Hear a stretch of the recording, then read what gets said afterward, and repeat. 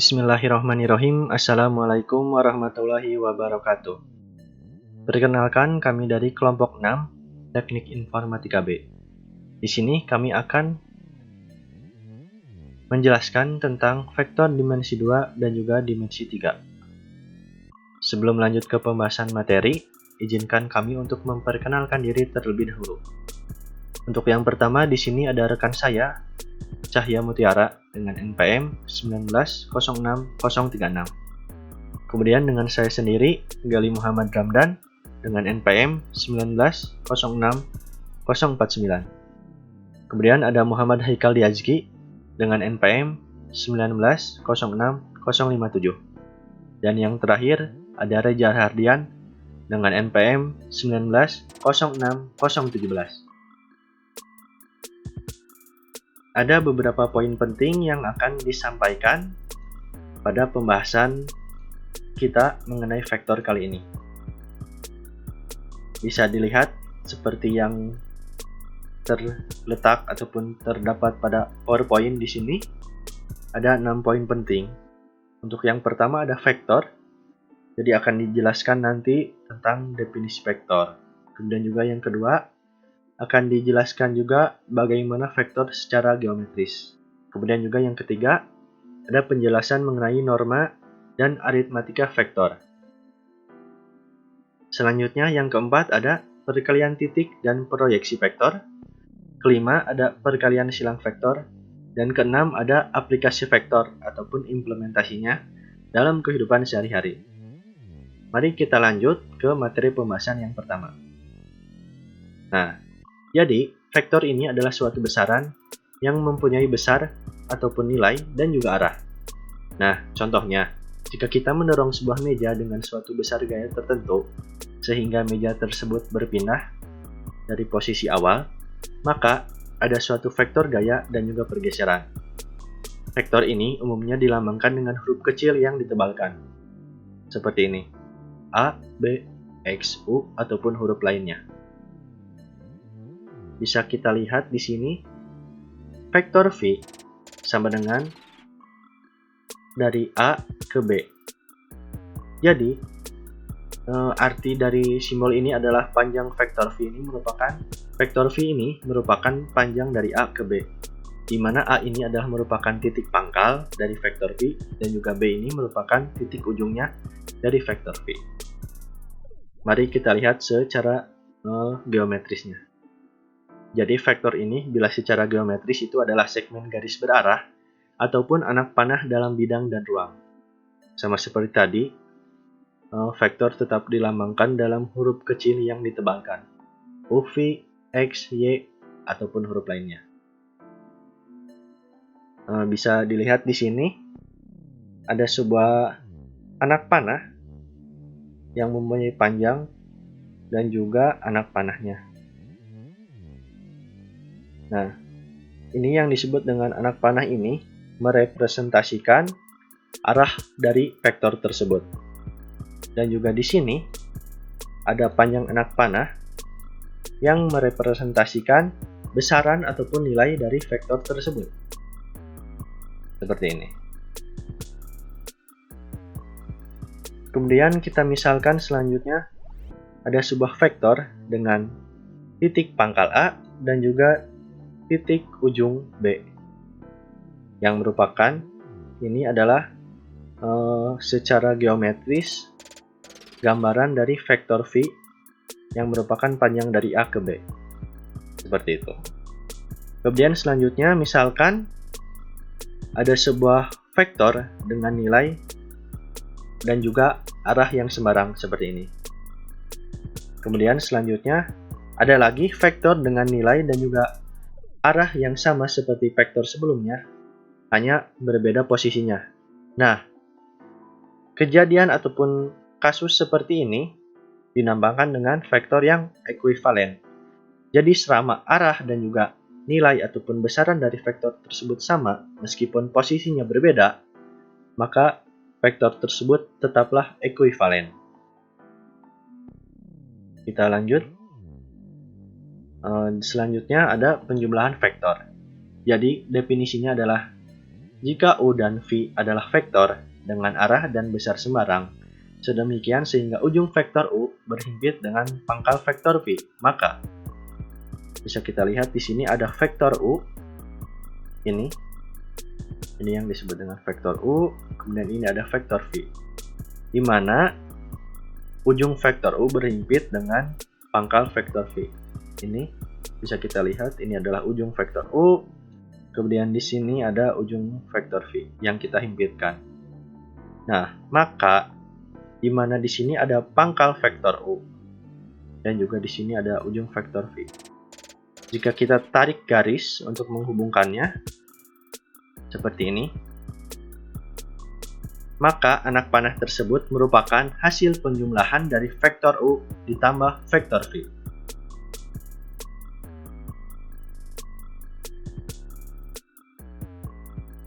Lanjut ke slide selanjutnya.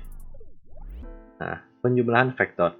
Untuk melakukan operasi aritmatika dalam vektor bisa dilakukan dengan cara jajar genjang maupun cara segitiga. Nah, pada slide sebelumnya itu merupakan cara segitiga, di mana bisa kita lihat jika kita melihat kembali lagi ke slide sebelumnya, bahwa bentuknya menyerupai segitiga. Nah, selain cara segitiga, di sini ada juga yang dinamakan dengan cara jajar genjang. Nah, ini prosedurnya adalah dilakukan dengan mengimpitkan dua buah vektor pangkal, kemudian menambahkan garis pada tiap ujung vektor dengan panjang vektor semula sehingga membentuk suatu bangun jajar genjang. Jadi jika kita contohkan di sini ada sebuah vektor U dengan nilai sembarang dan juga arah sembarang ya. Kemudian ada vektor V. Kita sambungkan, tapi tidak seperti cara segitiga yang disambungkan pada ujung vektor U, melainkan di sini kita mengimpitkan pangkal dengan pangkal vektor kembali. Nah, seperti ini. Ini adalah vektor V. Kemudian yang tadi ini adalah vektor U. Nah, kita kemudian selanjutnya melakukan perpanjangan pada tiap-tiap vektor.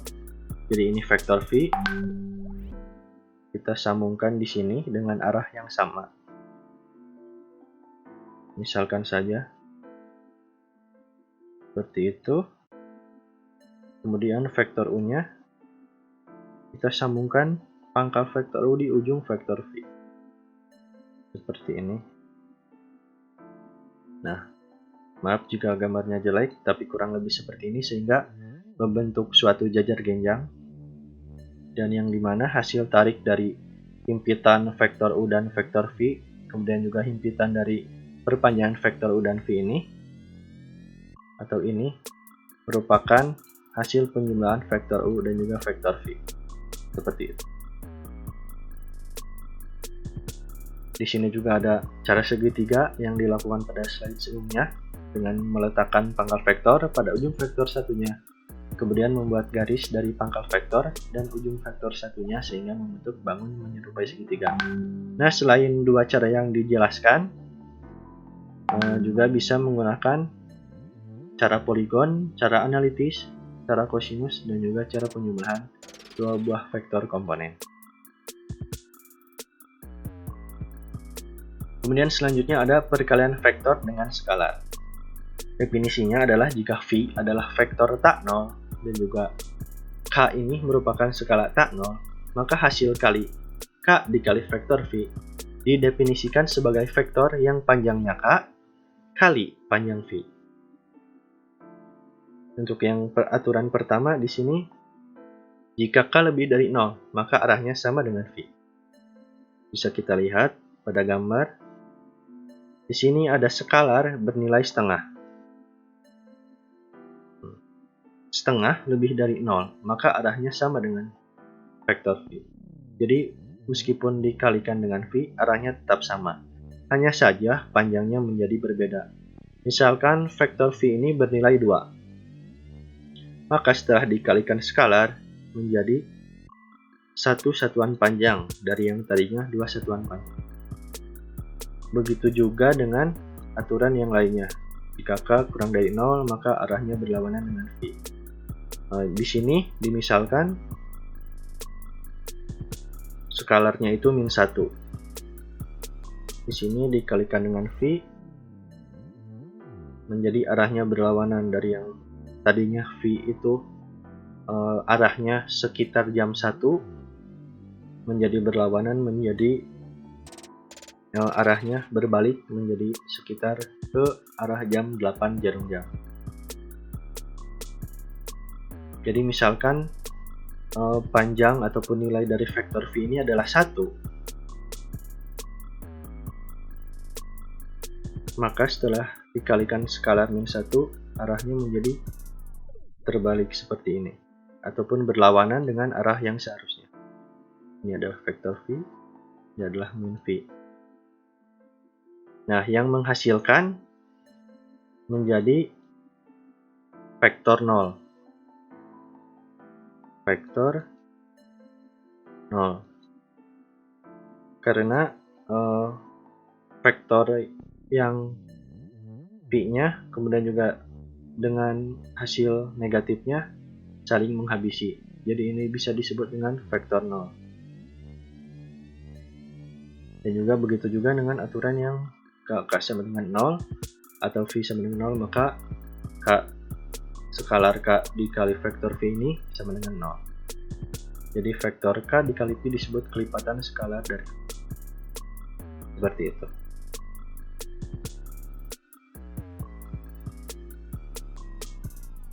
Selanjutnya ada vektor dalam sistem koordinat. Untuk yang pertama kita akan membahasnya di dimensi 2 ataupun 2 dimensi ya. Dimana di sini ada koordinat kartesius x, y. Misalkan V adalah sembarang vektor yang ditempatkan sedemikian rupa sehingga titik awalnya berhimpit dengan titik asal sistem koordinat siku-siku. Bisa kita lihat di sini titik awal ataupun titik pangkal dari vektor V ini berhimpit dengan koordinat siku-siku ataupun 0,0 di sini ya. 0,0 dari koordinat kartesius ini. Jadi koordinat V1, V2 dari titik akhir V disebut dengan komponen V. Ditulisnya seperti ini. Panjang vektor V sama dengan V1, V2. Seperti ini.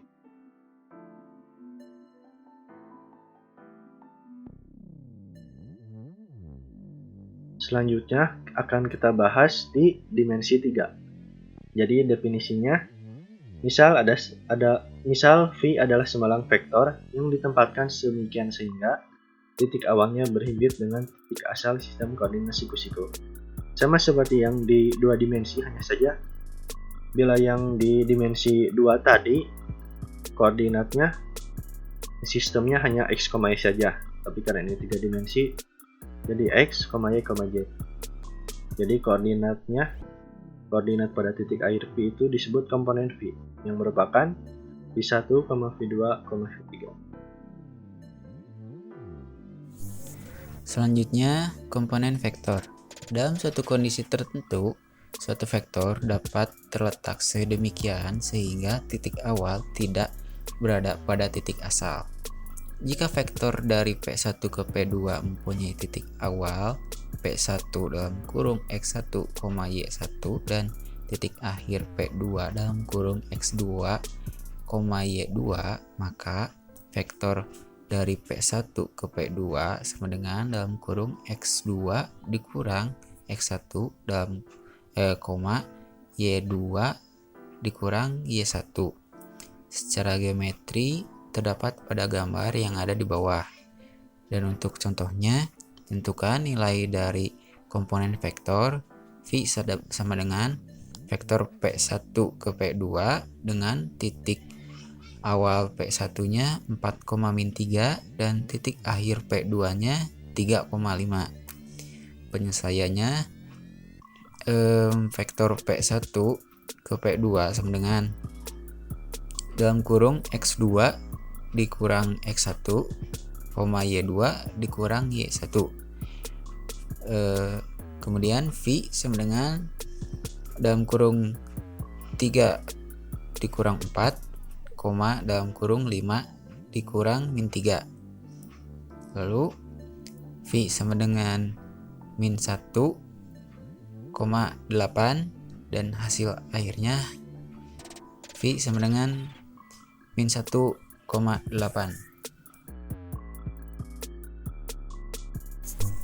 Selanjutnya, jarak vektor.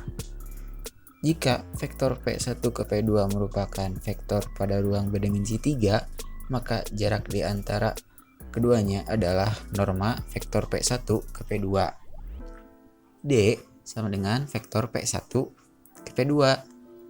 D sama dengan akar dari dalam kurung X2 dikurang X1 kurung tutup pangkat 2 ditambah dalam kurung Y2 dikurang Y1 kurung tutup pangkat 2 ditambah dalam kurung Z2 dikurang Z1 kurung tutup pangkat 2. Untuk ruang berdimensi N, D dalam kurung U, V sama dengan akar dari dalam kurung U1 dikurang V1 kurung tutup pangkat 2 ditambah dalam kurung U2 dikurang V2 kurung tutup pangkat 2 ditambah titik ditambah dalam kurung UN dikurang VN kurung tutup pangkat 2. Untuk contohnya, jarak antara U dalam kurung 1,2,3 dan V dalam kurung 4,5,6 adalah titik pada ruang berdimensi 4. Maka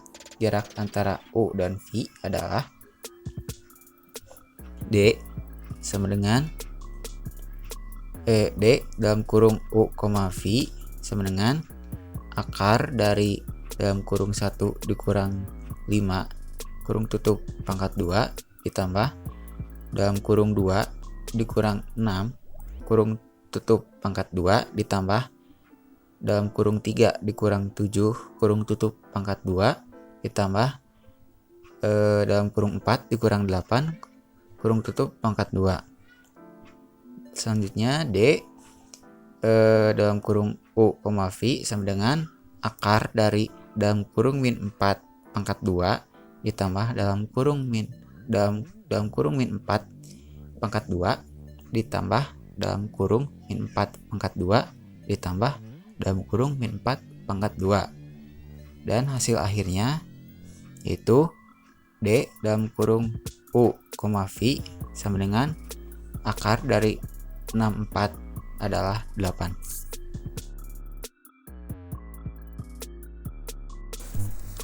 Selanjutnya, sifat operasi vektor. Jika U, V, dan W adalah vektor-vektor pada ruang berdimensi N dan K, L adalah sembarang skalar, maka U ditambah V adalah sama dengan V tambah U.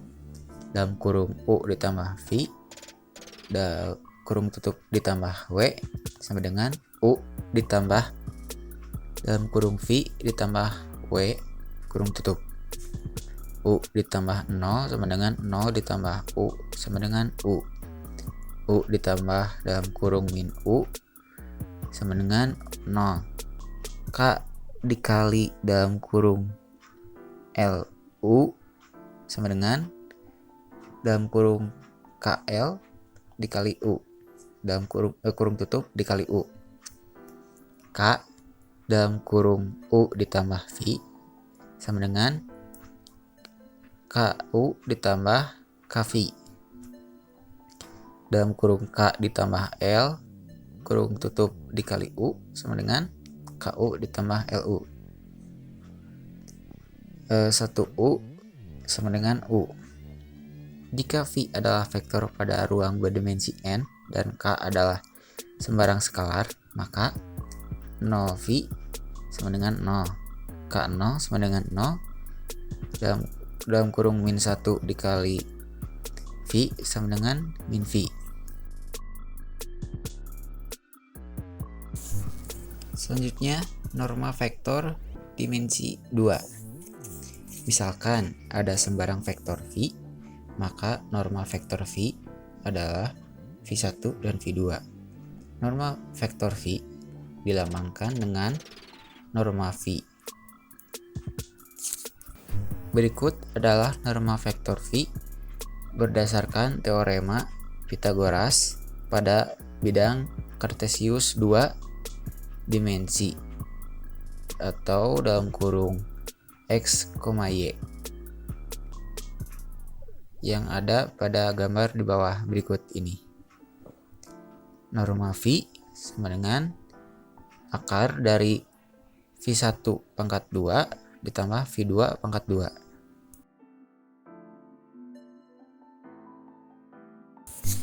Selanjutnya norma vektor dimensi 3. Kemudian norma vektor phi pada ruang 3 dimensi direpresentasikan sebagai phi sama dengan dalam kurung phi 1, phi 2 dan phi 3. Maka berdasarkan teorema Pythagoras digambarkan seperti berikut.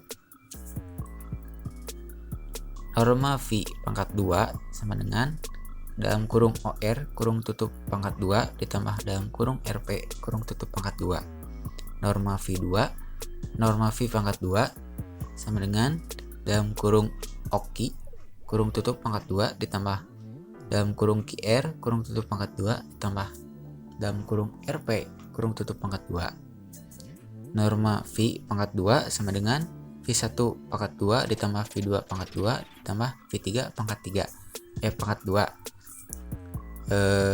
Norma phi sama dengan akar dari phi 1 pangkat 2 ditambah phi 2 pangkat 2 ditambah phi 3 pangkat 2. Norma vektor dimensi n.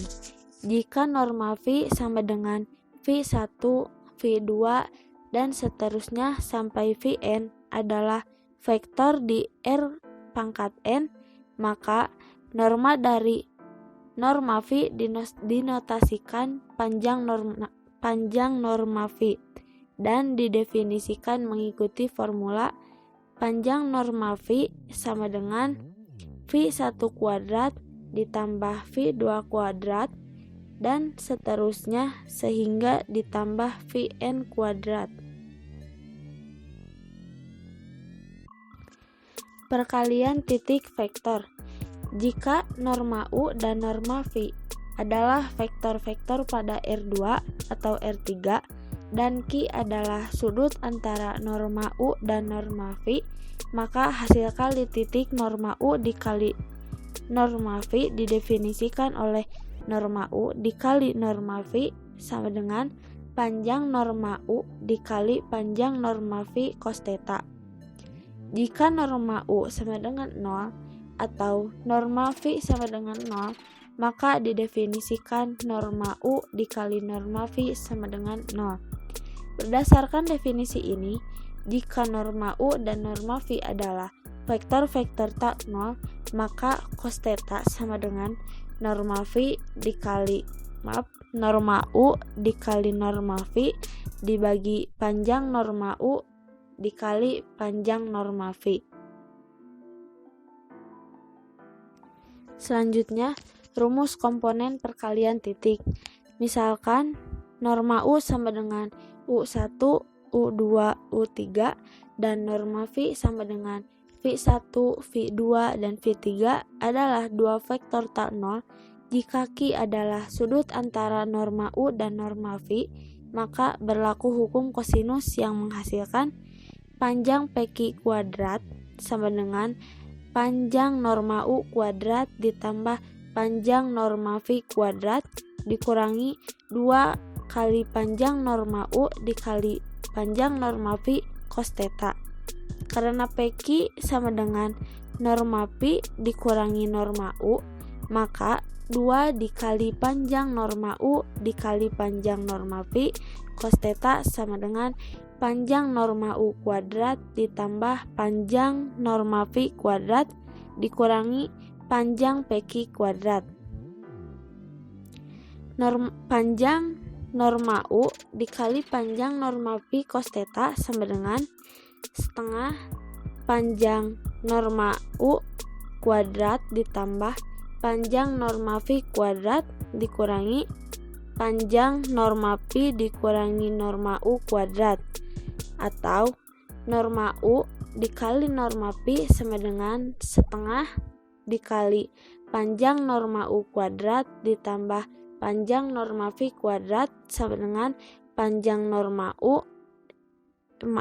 dikurangi panjang norma Pi dikurangi norma U kuadrat dengan substitusi panjang norma U kuadrat sama dengan U kuadrat U1 kuadrat ditambah U2 kuadrat ditambah U3 kuadrat dikali panjang norma Pi kuadrat sama dengan Pi1 kuadrat ditambah Pi2 kuadrat ditambah Pi3 kuadrat. Kemudian panjang norma Pi dikurangi norma U kuadrat sama dengan V1 dikurangi U1 kuadrat ditambah V2 dikurangi U2 kuadrat ditambah V3 dikurangi U3 kuadrat dan diperoleh hasil norma U dikali norma V sama dengan U1 dikali V1 ditambah U2 dikali V2 ditambah U3 dikali V3.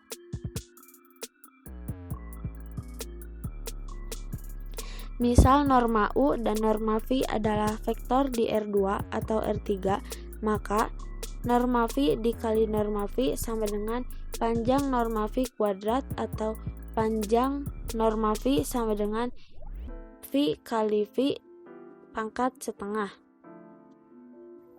2. Jika norma U dan norma V tak nol dan Q adalah sudut di antaranya, maka sudut lancip jika dan hanya jika norma U dikali norma V lebih dari 0, sudut tumpul jika dan hanya jika norma U dikali V kurang dari 0, dan sudut siku-siku jika dan hanya jika norma U dikali norma V sama dengan 0.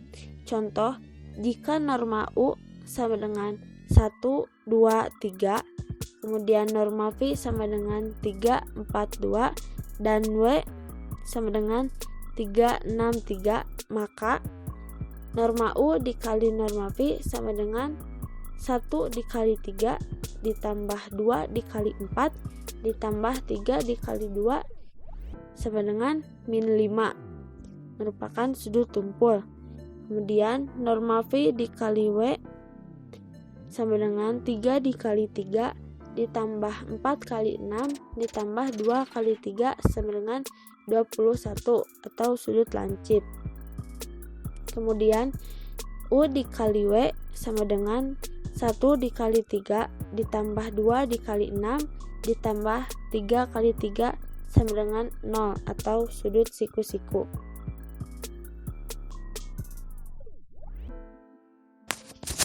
Vektor-vektor ortogonal.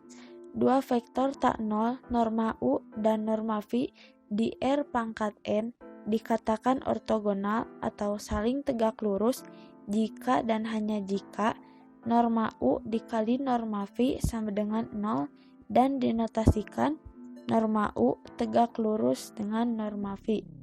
Dengan kata lain, vektor 0 di R pangkat N bersifat ortogonal dengan semua vektor di R pangkat N. Contoh, tunjukkan bahwa vektor tak nol norma U sama dengan 2, 3, 1, dan 4 dan norma V sama dengan 1, 2, 0, 1 saling tegak lurus di R pangkat 4. Penyelesaian norma U dikali norma V sama dengan 2, 3, 1, dan 4 dikali 1, 2, 0, 1 sama dengan 2 dikali 1 ditambah 3 dikali 2 ditambah 1 dikali 0 ditambah 4 kali 1 sama dengan 2 ditambah 2 ditambah 6 ditambah 0 ditambah 4 sama dengan hasilnya 0. Dengan demikian norma U dan norma V ortogonal di R pangkat. Perkalian silang vektor. Jika U sama dengan U1, U2, U3 dan Pi sama dengan Pi1, Pi2, Pi3 adalah vektor dalam ruang berdimensi 3, maka hasil kali U dan Pi adalah vektor yang didefinisikan sebagai berikut. U kali Pi sama dengan U2 Pi3 min U3 Pi2 U3 Pi1 min U1 Pi3 U1 Pi2 min U2 Pi1, atau dalam notasi determinan ditulis U kali Pi U2 U3 Pi2 Pi3 min U1 U3 Pi3 P1 P3 U1 U2 P1 P2. Bentuklah matriks 2 kali 3 yang entry-entrynya terdiri dari komponen U pada baris pertama dan komponen Pi pada garis kedua. Untuk menghitung komponen pertama dari U kali Pi, hilangkan kolom pertama dan hitung determinannya. Untuk menghitung komponen kedua, hilangkan kolom kedua dan hitung negatif dari determinannya. Untuk menghitung komponen ketiga, hilangkan kolom ketiga dan hitung determinannya. Contoh silang vektor U kali Pi. Jika U sama dengan 1, 2, min 2 dan Pi 3, 0 dan 1 adalah U kali Pi 2 min 2 0 1 1 min 2 3 1 1 2 3 0. U kali Pi sama dengan 2 min 7 min 6. Proyeksi ortogonal. Jika kita menguraikan vektor U ke dalam jumlah dua suku, yang satu sejajar dengan vektor A tak 0, sedangkan yang lain tegak lurus terhadap A. Jika U dan A ditempatkan sedemikian rupa, maka titik awalnya akan menempati titik Q. Kita dapat menguraikan vektor U sebagai berikut. Turunkanlah garis tegak lurus dari atas U ke garis yang melalui A, dan bentuklah vektor W1 dari Q ke alas garis yang tegak lurus tersebut.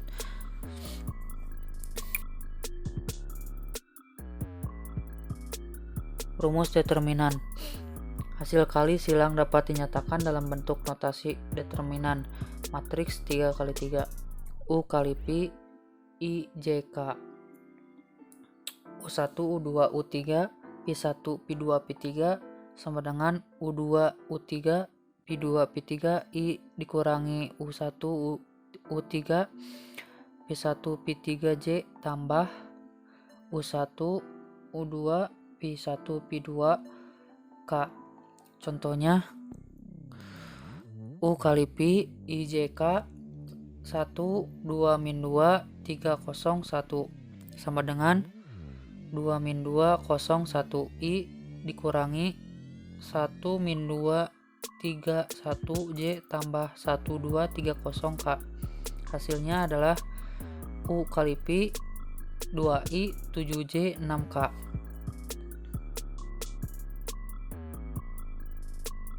Interpretasi geometrik. Jika U dan Pi adalah vektor-vektor pada ruangan berdimensi 3, maka luas jajar genjang yang dibatasi oleh U dan Pi adalah U kali Pi. Jajar genjang yang dibatasi oleh U dan Pi seperti terlihat pada gambar. Nah, selanjutnya dan juga merupakan pembahasan terakhir pada kesempatan kali ini, di sini ada aplikasi vektor. Jadi, aplikasi vektor dalam kehidupan sehari-hari. Sebenarnya banyak aplikasi vektor dalam kehidupan sehari-hari. Contoh mudahnya yang dapat dipahami ini adalah gaya. Misalkan ada suatu gaya. Gaya itu kan merupakan suatu besaran vektor. Ada sebuah benda dalam suatu dalam suatu landasan, dalam benda dalam suatu ruang. Di sini ada benda. Misalkan di sini ada sebuah benda dalam sebuah bidang, maka kita bisa menggambarkan gaya-gayanya. Anggap saja ini beratnya berapa? 25 kilo ya. Ada sebuah balok gitu dalam sebuah lantai, maka kita bisa menggambarkan gaya-gayanya. Yang pertama ada gaya berat, di mana gaya berat ini merupakan hasil kali dari massa benda tersebut dengan gaya gravitasi, di mana gaya gravitasi itu bernilai 9,8 mm per second, atau kita biasa luruskan menjadi 10. Jadi kita kalikan dengan massanya 25, jadi W sama dengan 25 kali 10 menjadi 250, dan besaran gaya ataupun satuan nilainya adalah Newton. Nah, seperti ini. Kemudian juga ke atas ada gaya normal. Nah, seperti itu. Nah, kan ini juga merupakan sebuah vektor karena mempunyai nilai dan juga mempunyai arah, seperti itu.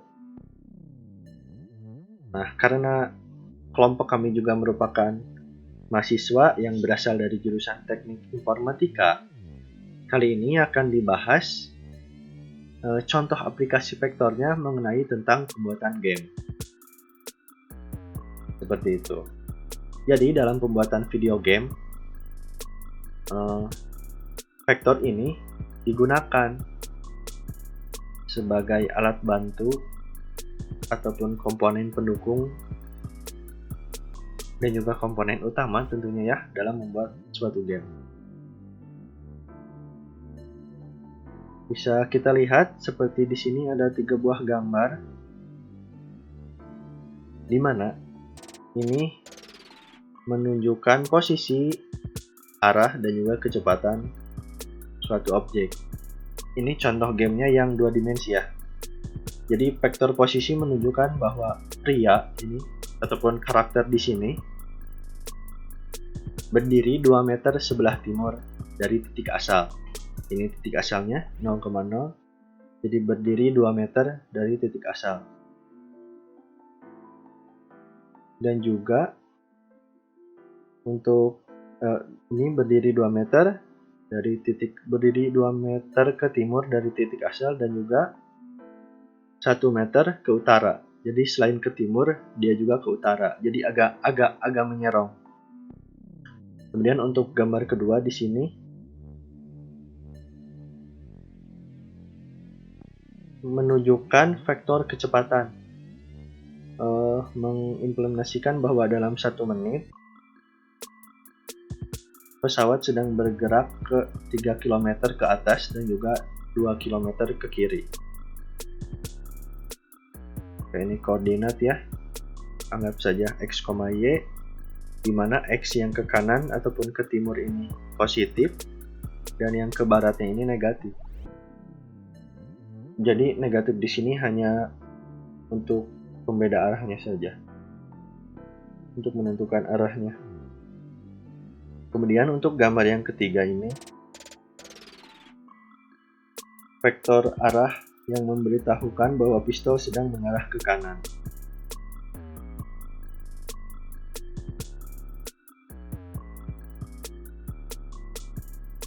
Nah, namun kan ini juga bisa menjadi posisi orang serta dapat menjadi kecepatan suatu pesawat. Jadi tidak ada aturan yang baku mengenai ini. Merupakan posisi, kecepatan, ataupun arah. Jadi karena ketidakbakuan ini, terdapat aturan-aturan yang sedemikian rupa agar penggunaan vektor ini tidak membingungkan. Bisa kita lihat di slide selanjutnya. Nah, ini misalkan ada sebuah vektor V dengan komponen 3,5,2. Nah, vektor P merupakan posisi jika memiliki satuan 5 komponen vektor dalam meter. Jadi ini akan menjadi vektor posisi jika semua satuan komponen-komponennya ini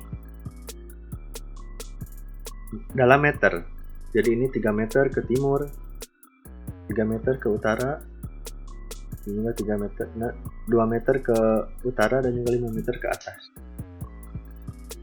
Nah, angka pertama kan merupakan timur yang positif, yang kedua ialah ke atas, dan yang ketiga ialah ke utara. Kemudian jika angka negatif menandakan bahwa arah terbalik, yaitu ke timur menjadi barat. Ini dari timur menjadi barat kalau negatif. Kemudian jadi dari utara menjadi selatan, dan juga dari ke atas menjadi ke bawah.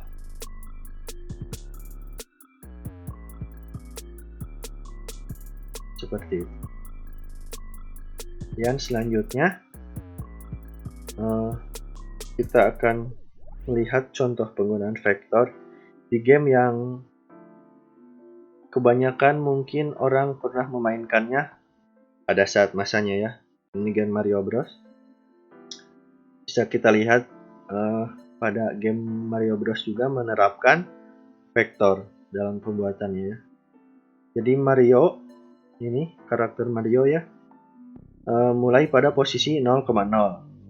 Kemudian saat ia mulai melompat, kecepatannya menjadi 1,3. Kemudian bergerak ke atas, namun juga ke kanan. Jadi tidak murni ke atas lurus seperti itu ya, agak menyerong. Karena ini 1,3. Kemudian percepatan seluruhnya adalah 0,-1 karena terdapat gravitasi yang menariknya ke bawah. Menariknya ke bawah, ada gravitasi.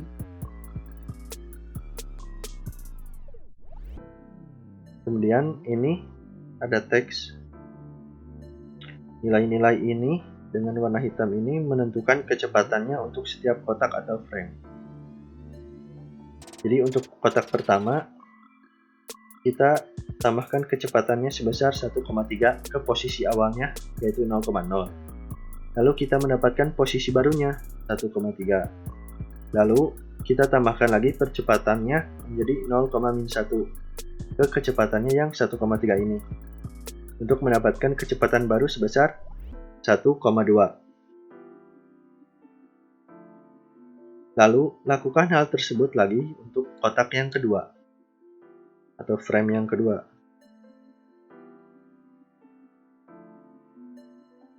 Tambahkan kecepatannya 1,2 ke posisi 1,3 dan kita mendapatkan posisi 2,5. Kemudian kita tambahkan percepatan 0,-1 untuk kecepatan 1,2 dan kita akan mendapatkan posisi 1,1 yang ini ya. Dan seterusnya hingga Mario jatuh pada posisi 1,3. Jadi seperti itu. Dalam satu kali lompat Mario ini terdiri dari beberapa frame sehingga menciptakan lompatan yang ideal seperti yang kita mainkan dalam game Mario Bros tersebut.